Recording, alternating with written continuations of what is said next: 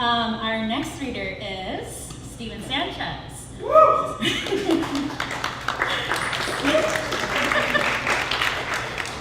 So Stephen is the author of The Phantom Tongue, selected by Mark Doty as the winner of the Marsh Hawks Press, Rochelle Ratner Memorial Award. He's also a recipient of fellowships from Campomundo and the Lambda Literary Foundation. He's the author of 2 chapbooks, and his poems have appeared in Poet Lore, Nimrod, Crab Creek Review, Tinderbox, Muzzle, and other publications.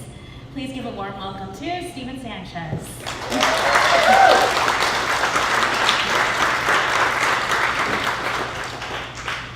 Hi everyone, can you hear me okay? Yes. Yeah? Okay. So this is my first time reading from my book, so I'm really excited.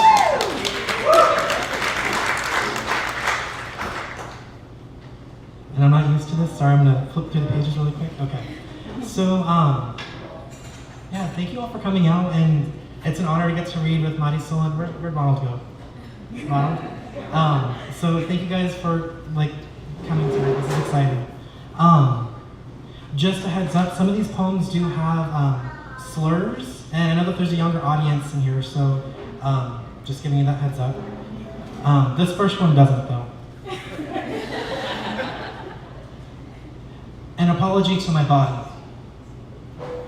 Afraid of growing darker, like my mother warned, I slid her razor down my arm to remove the sun-beaten layer of skin, each pigment in my flesh trapping sunlight, like chloroplasts in the leaves of grapevines and strawberries. In the fields, she plucked fruit like feathers from the back of her rooster, its head tucked between red and blue wings, the color of her hands bruised and swollen.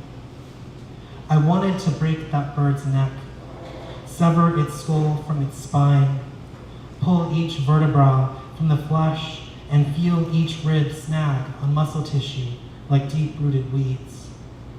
I would hold the deflated breast in my palm and wash its soft skin, pale as my scars, the color I wanted to be. Sorry, I didn't check the time. 7:10.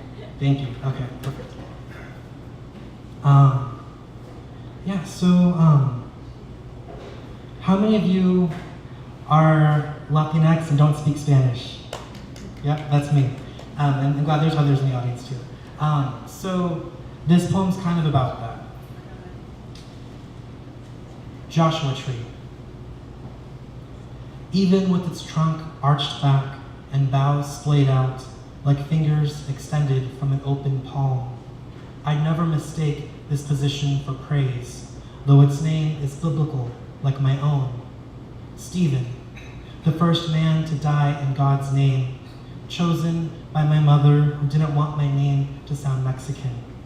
Spanish is dirty. Dirty as the soil that insulates roots. Dirty as my left hand after writing in pencil.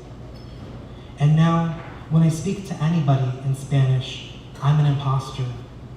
My thick accent breaks the legs beneath each letter and leaves my words disfigured like that first martyr after he was stoned and whipped, his face tilted toward the sky, warm blood escaping his mouth, open and silent.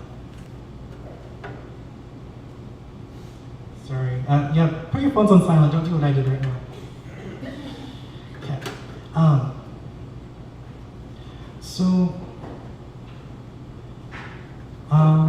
Yeah, I want to read the next poem. Homophobia. Limp wrists like a loose door hinge, unable to close, open for anybody to come in. Your laugh is a metallic whine for attention. Father needs you to tighten yourself. Place a flat head to your forearms and twist the screws deeper into the pilot hole between your ulna and radius, like a man. Hanging from monkey bars, you say, I'm afraid to let go. Father says, stop being a faggot. Your small shadow neck held in place by his left sneaker. You fall in the sand and I hear you sniffle. You grab sand and squeeze your hand, each grain sieving through your fingers like water.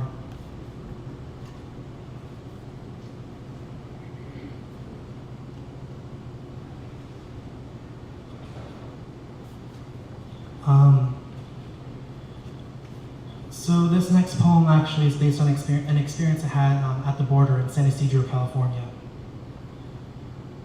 Approaching El Arco Reloj Monumental. They say the arch is visible everywhere in Tijuana, a sign just south of the border whose metal shines like a northern star for lost Americans seeking home. Even here, north of the border, I can see it bend into a halo, into the pink and purple buildings, rising like a silver sun over the border wall. That lean shadow stretching across this beach where children pass through cold iron bars. First their hands, then arms and shoulders, each daring the next to go one limb farther. The bravest keep one foot on this side, one on the other, and the border bisects their bodies. It almost seems to vanish from chipped paint that reveals a blue undercoat, pieces of sky to hold between their fingers. ¿Quieres un elote? A man asks from the other side. I say no gracias. He says something else I don't quite understand. A border patrol officer points at me, flexes his fingers, and warns, you can't stand on this side of the fence. This is American property. Why are you here? Show me identification. Like a parrot, I repeat his question, each barbed syllable twisting from my throat. A gull walks and circles a few feet away, his left wing broken, upside down. His white remix makes a path in wet sand that 3 offspring follow. I could hold the gull, stroke his sleek back, and make a purple sling for my shirt. But I wouldn't know what I'm doing, how to reset or mend his bones. I would just break another one, I try to convince myself, even though I know what happens if I do nothing. I imagine my grandmother's voice filling my throat, sana, sana, colita terana, but I can't remember the rest of it, the incantation that could heal anything. Where were you born? Who do you know on the other side? I articulate 2 words, California, nobody. I can barely even speak Spanish. Turn around and raise your arms. The children observe me and my silhouette hangs from the wall's barred shadows. He presses his hands against my body, pats my calves, searches my thighs, cups my crotch, and pauses. You can leave. Walking across the beach, my feet sink. I try to step inside the footprints of others. I notice another goal, this one dead, tire treads marking his body. His neck snapped into a parabola, Tijuana's arc crossing his flattened chest.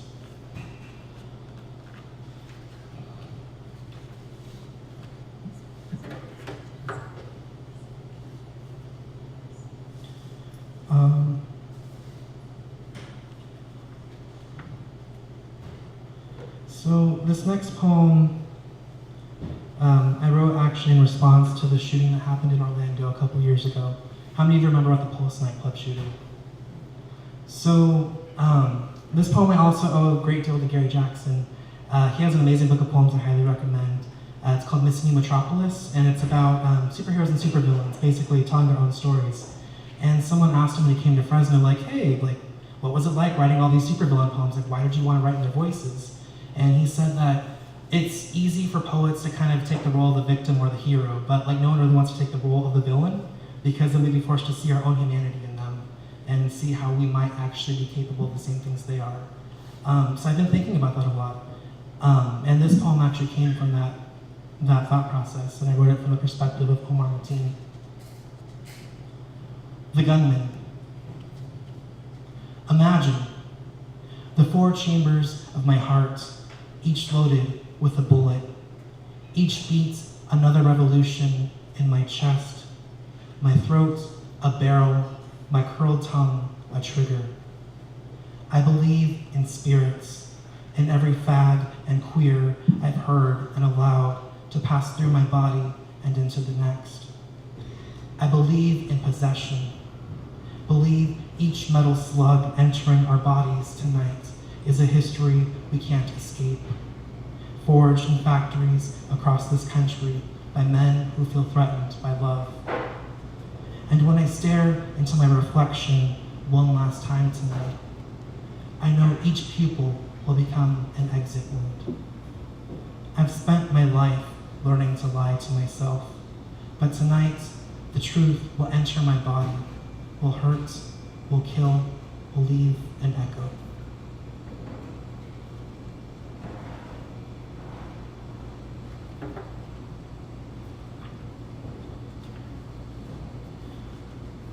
For this next poem, does anyone know how California got its name? It's based off of this, I think mythical, but maybe she was real, warrior, badass queen named Calafia. And so this poem's kind of about that and my mom at the same time. Calafia. My mother points at the black face glistening under halogen bulbs, its cracks sealed with gold streams that almost trickle. It's beautiful, she says. I want to take this for her, hold it between my hands so that its gold could sieve through my lifelines, as if they were mesh wire in a miner's pan, filtering gold from my own body and blood that I could give to my mother, gold I could return to her joints. She smiles, sits, and rubs her knees. Keep looking.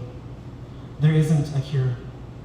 Her immune system excavates cartilage, creates canals around her patella, fibula, and femur. Her antibodies are rabid vigilantes, like California's 49ers staking claims inside her marrow. Rings reflect light from her hands like a pair of silver gauntlets. Her necklace glints like chainmail. And I remember who my mother is. The warrior who grappled with my father, who taught me to solely use English like a shield to protect me from the boys who taunted the color of my skin. I don't want to believe in Calafia. If she lived and shared our bloodline, but conquistadors and miners share it too, as if they're the reasons our bodies spend our entire lives destroying their own cells, its only method of healing. With each year, my mother's walk slows, despite the rheumatologists inoculating her joints with steroids like molten gold. But she says it feels more like ice, the sensation of each approaching storm that makes her joints swell, as if her bones are the clouds surrounding thunder's crack, the sound of her walking.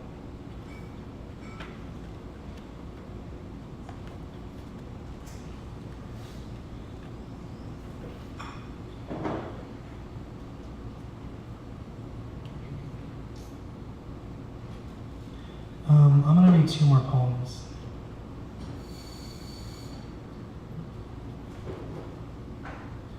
In case of fire, don't panic. Shatter the glass between you and the extinguisher with your elbow or foot. Never your hands, or they'll bleed like your father's after he punched a window in place of your mother. Pull the pin like a braid of hair. Squeeze the handle like a small boy's wrist. Break through the fire if it spreads too far. Go, find yourself, 10 years old, hiding beneath the sheets. Get him out, knowing all you can do is clear a path to the nearest exit you might not reach. On your hands and knees, lead him. Crawl with your face lowered to the ground, below the hem of smoke, as if you're bowed in reverence to this rage, fire that never ends, its embers surrounded by memories you pushed like boulders surrounding a fire pit. The barrier you need between you and your father, you and your temper, ready to lash out in the smallest crack or lapse of thought. In case of fire, remember your father's dozen faces splintered in glass. Remember how sharp his eyes can be, How easy your bare foot can crush his face into dust. How even then you'll carry shards of him inside your skin.